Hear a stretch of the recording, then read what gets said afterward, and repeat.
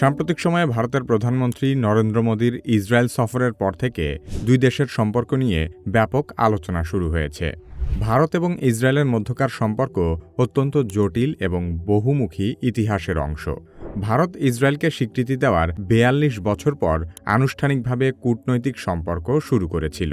মাঝখানের এই ৪ দশক দেশ দুটি গোপনে একে অপরের সঙ্গে সম্পর্ক বজায় রেখেছিল। Israel is their fatherland and India their motherland.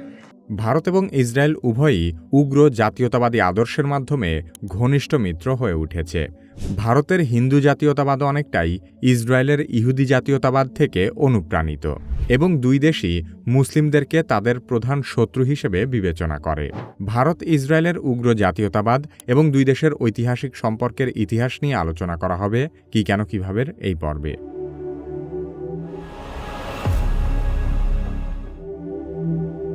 Bharat Israel কূটনৈতিক সম্পর্কে প্রথম দিকে কিছুটা দ্বন্দ্ব ছিল।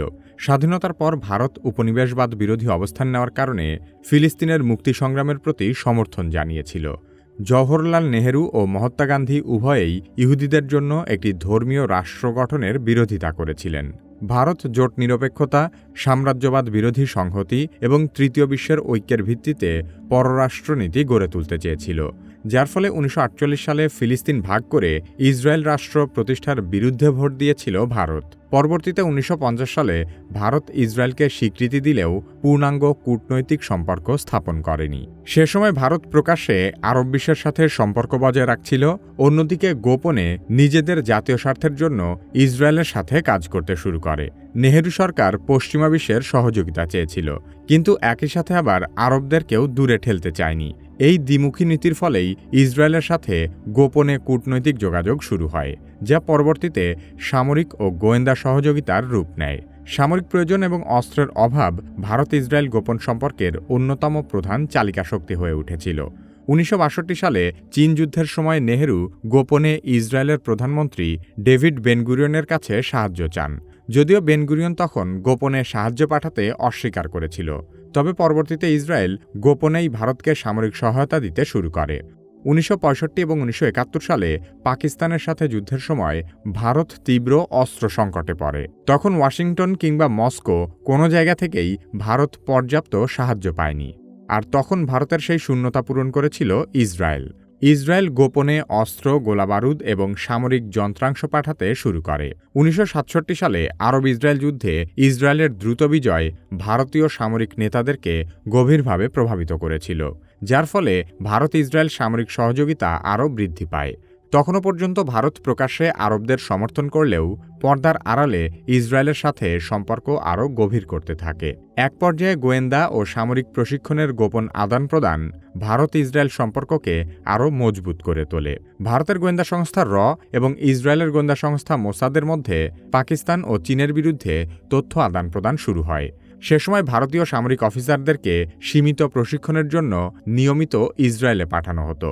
১৯৮০ দশকে স্নায়ুযুদ্ধের অবসান এবং সোভিয়েত ইউনিয়নের পতনের পর ভারত ইসরায়েল থেকে আরও বেশি অস্ত্র কিনতে শুরু করে।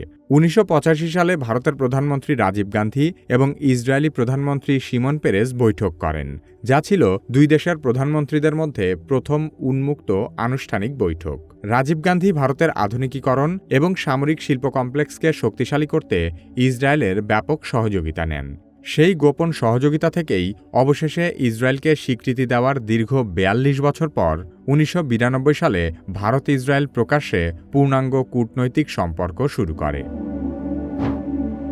ভারত এবং ইসরায়েলের মধ্যকার সম্পর্কের গভীরতা শুধু সামরিক ও কৌশলগত স্বার্থের মধ্যেই সীমাবদ্ধ নয়। এর মূলে রয়েছে হিন্দুত্ব এবং জায়নিজমের মতো দুটি উগ্র জাতীয়তাবাদী আদর্শ। উভয় আদর্শই ধর্ম, জাতিগত উৎস, ভূমি এবং সংখ্যালঘু বিরোধিতার সাথে অঙ্গাঅঙ্গিভাবে জড়িত। হিন্দুত্ব ভারতকে হিন্দুদের পবিত্র ভূমি বা হিন্দু রাষ্ট্র হিসেবে দেখে, যেখানে মুসলিম এবং অন্যান্য সংখ্যালঘুরা দ্বিতীয় শ্রেণীর নাগরিক।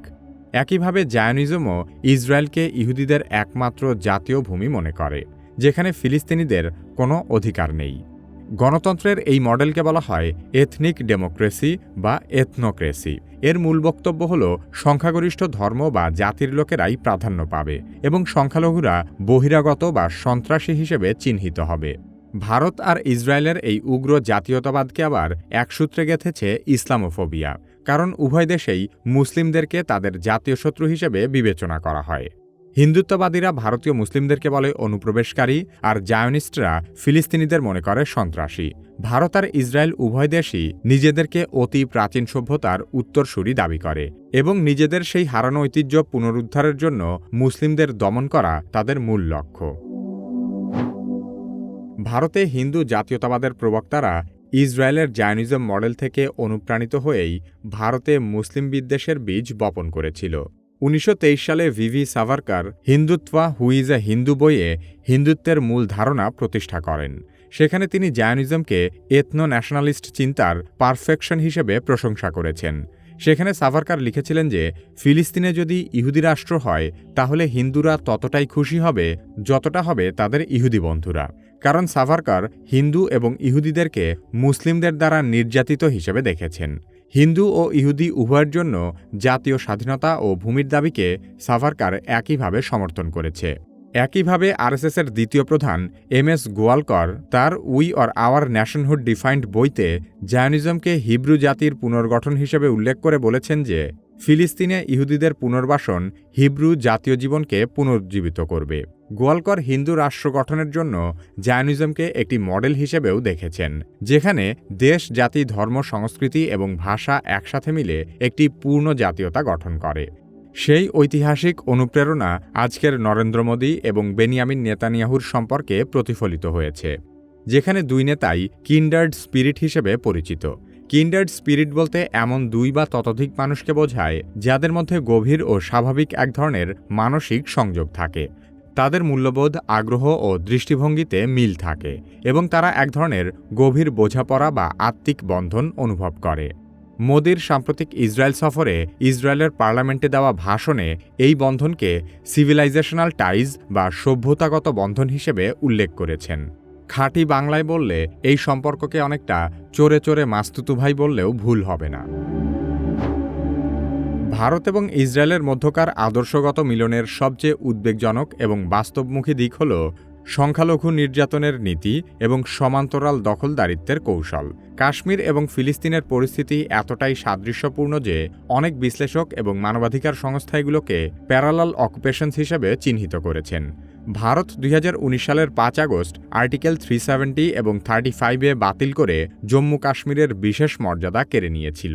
ওইসব বিধান মূলত কাশ্মীরের স্বায়ত্তশাসন এবং প্রধানত কাশ্মীরি মুসলিম স্থায়ী বাসিন্দাদের জমি, চাকরি এবং সম্পত্তির অধিকার রক্ষা করত। কিন্তু ওই বিধান বাতিলের ফলে ভারতীয় হিন্দু স্যাটেলাররা এখন সহজেই কাশ্মীরে জমি কিনে বসতি স্থাপন করতে পারবে। বিষয়টিকে পশ্চিম তীর এবং গাজায় ইসরায়েলি দখলদারিত্বের সাথে সরাসরি তুলনা করা যায়। হিন্দুত্ববাদী নেতা এবং বিজেপি সংশ্লিষ্ট ব্যক্তিরা প্রকাশ্যেও ইসরায়েলি মডেল অনুসরণের কথা বলেছেন। 2019 সালে ভারতের New York consul general Sandeep Chakraborty বলেছিলেন যে কাশ্মীরে ইসরায়েলের মতো সেটেলমেন্ট গড়ে তোলা যেতে পারে। এই দখলদারিত্বের কৌশলগুলোতে হিন্দুত্ববাদীরা ইসরায়েলের অকুপেশন প্লেবুক থেকে সরাসরি অনুপ্রাণিত। তাছাড়া সামরিক নিয়ন্ত্রণ কিংবা সন্ত্রাসবাদ দমনের নামে ভারত ইসরায়েল উভয় দেশই কালেকটিভ পানিশমেন্ট নীতি গ্রহণ করে। ইসরায়েল যেভাবে গাজায় বোমা হামলা কিংবা আক্রমণ চালায়, জরুরি ত্রাণ সরবরাহ বন্ধ করে দেয়, ঠিক একইভাবে ভারতও কাশ্মীরে ইন্টারনেট ব্ল্যাকআউট, গণগ্রেফতার, প্যালেট গান দিয়ে চোখ নষ্ট করার মতো ঘৃণ্য আগ্রাসন চালায়। কাশ্মীরে ইসরায়েলি স্টাইলের সার্ভেইল্যান্সও ব্যবহার করা হয়। হেরন এবং সার্চার ইউএভি ড্রোনগুলো কাশ্মীরের পাহাড়ি এলাকাগুলোতে নজরদারির জন্য ব্যবহার করা হয়, যা ইসরায়েল ফিলিস্তিনি অঞ্চলে নিয়মিত ব্যবহার করে। ভারতীয় বাহিনী ইসরায়েলের কাছ থেকে কাউন্টার ইনসার্জেন্সি প্রশিক্ষণও নেয়। পেগাসাসের মতো স্পাইওয়্যার প্রযুক্তি ব্যবহার করে বিরোধী দল, সাংবাদিক এবং অ্যাক্টিভিস্টদের উপর নজরদারি এবং দমন করতে ভারতও ইসরায়েলের মতো পেগাসাস স্পাইওয়্যার ব্যবহার করে। ভারত এবং ইসরায়েল উভয় দেশেই রাষ্ট্রীয় পৃষ্ঠপোষকতায় সংখ্যালঘুদের উপর নির্যাতন চালানো হয়। ইসরায়েল যেমন স্যাটেলার সহিংসতা, জমি দখল এবং ফিলিস্তিনিদের নিয়মিত নির্যাতন করে, ভারতেও তেমন গোরক্ষকদের লিঞ্চিং, মসজিদ ভাঙচুর, লাভ জিহাদ আইন এবং বুলডোজার দিয়ে মুসলিমদের বাড়িঘর ভাঙা হয়।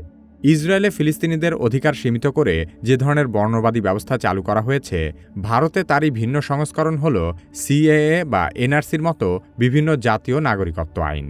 সংখ্যালঘু নির্যাতনকে আদর্শগতভাবে বৈধতা দিয়ে শুধু নিজেদের দেশের ভেতরেই নয়, ভারত ইসরায়েল দুই দেশই তাদের প্রতিবেশী দেশগুলোর মধ্যেও অস্থিরতা বাড়াচ্ছে। অতীতেও ভারত এবং ইসরায়েল মিলে পাকিস্তানের পারমাণবিক সক্ষমতা ধ্বংস করার জন্য বেশ কিছু যৌথ সামরিক আগ্রাসনও চালিয়েছিল।